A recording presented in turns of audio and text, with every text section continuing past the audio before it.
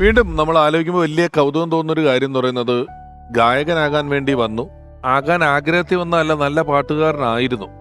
അല്ലെങ്കിൽ ഒരു 8-10 സിനിമകളിൽ പാടില്ലല്ലോ. പിന്നെ ഈ രീതിയിൽ ഈ പറഞ്ഞ പോലെ അഭിനയത്തിലേക്ക് പോയതുകൊണ്ടാണ് പാടാഞ്ഞത്. പാട്ടിനെ കുറിച്ച് ഇഷ്ടമാണെന്ന് ഇപ്പം രഘുമാൻ സാർ പറഞ്ഞു, എല്ലാവരും പറഞ്ഞു. ദാസേട്ടന്റെ പാട്ടുകളിൽ അദ്ദേഹം അഭിനയിച്ചിട്ടുണ്ട്.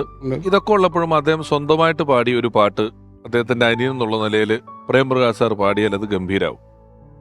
എനിക്ക് ഈ ചേട്ടൻ പാടിയ എല്ലാ പാട്ടുമൊന്നും അറിയാൻ മേല. ചില പാട്ടുകളുടെ കുറേ വരികൾ അറിയാം. അതിലാദ്യം റെക്കോർഡ് ചെയ്തത് ശരിയോ തെറ്റോ എന്ന് പറയുന്ന സിനിമയ്ക്ക് വേണ്ടിയാണ്. അതിൽ തിക്കുറിശി ആണ് അത് എഴുതിയിരിക്കുന്നത്. ശരിക്കും ആ ട്യൂൺ ഹിന്ദിയിൽ നിന്ന് കടമെടുത്തതാണ്.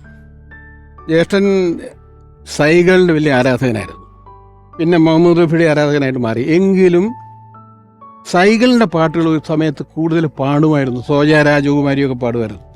ഏതാണ്ട് സൈകള് പാടിയ ഒരു താൻസേൻ എന്ന് പറഞ്ഞ പടത്തിലെ ഒരു അതേ ട്യൂൺ ഇങ്ങോട്ട് കടമെടുത്ത് ഒരു പാട്ടുണ്ട്. അത് ഞാൻ കുറച്ച് പാടാം. ഓക്കെ.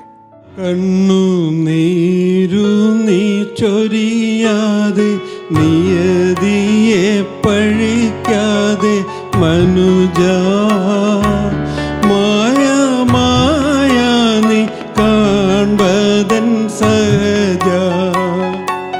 കണ്ണു നീരു നീ ചൊരിയാതെ, നിയതിയെ പഴിക്കാതെ, മനുജ മായ മായ നീ കാൺപതൻ സഹജ.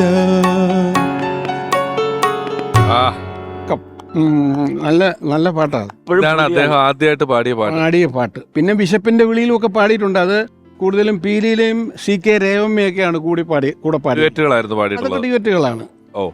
പിന്നെ ഉള്ളത് നാടകത്തിൽ കുറെ ഗാനങ്ങൾ റെക്കോർഡ് ചെയ്ത് പോയിട്ടുണ്ട്. അതിൽ വിഷമേഖല എന്ന് പറഞ്ഞ പടത്തിൽ നാടകത്തിലൊരു നല്ല ഗാനമുണ്ട്, അത് പാടാം.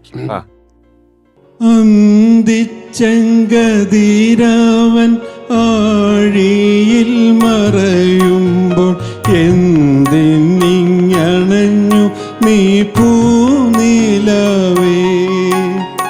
അന്തിച്ചങ്കതിരാവൻ ആഴിയിൽ മറയുമ്പോൾ എന്തിനിങ്ങണഞ്ഞു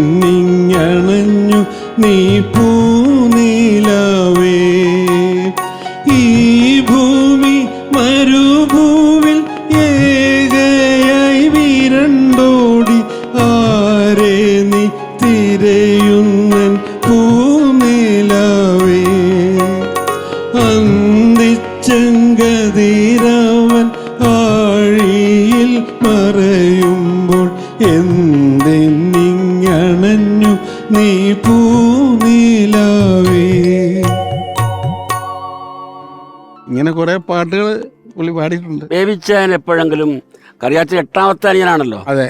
എടാ ഒന്ന് ഇന്ന് പാടിക്കേ എന്ന് പറഞ്ഞിട്ടുണ്ടോ? ഉണ്ട്. കാരണം ഹിന്ദി പാട്ടുകൾ ഞങ്ങൾ പരസ്പരം വീട്ടിൽ വന്നിരുന്നു അങ്ങോട്ടും ഇങ്ങോട്ടും പാടും.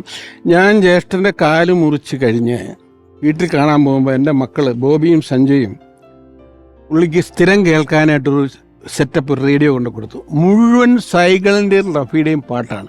അതിരുന്ന് പാടിയിട്ട് ഞാൻ അങ്ങോട്ട് ചോദിക്കും, ബേച്ചായത് പടത്തിലെ എടാ അത് ഈ ഇന്ന പാട്ട് ദിലീപ് കുമാറല്ലേ ആ സീനിൽ അഭിനയിച്ചിരിക്കുന്നത്, അല്ലാതെ ദേവാനന്ദല്ലേ, ഇതെല്ലാം പറയും. ഇതൊക്കെ ഞാൻ കേട്ടിട്ടുണ്ട്. ഈ സംഭവം പറഞ്ഞത് പാട്ട് ഹിന്ദി പാട്ടൊരു ജീവനായിരുന്നു പുള്ളിക്ക്.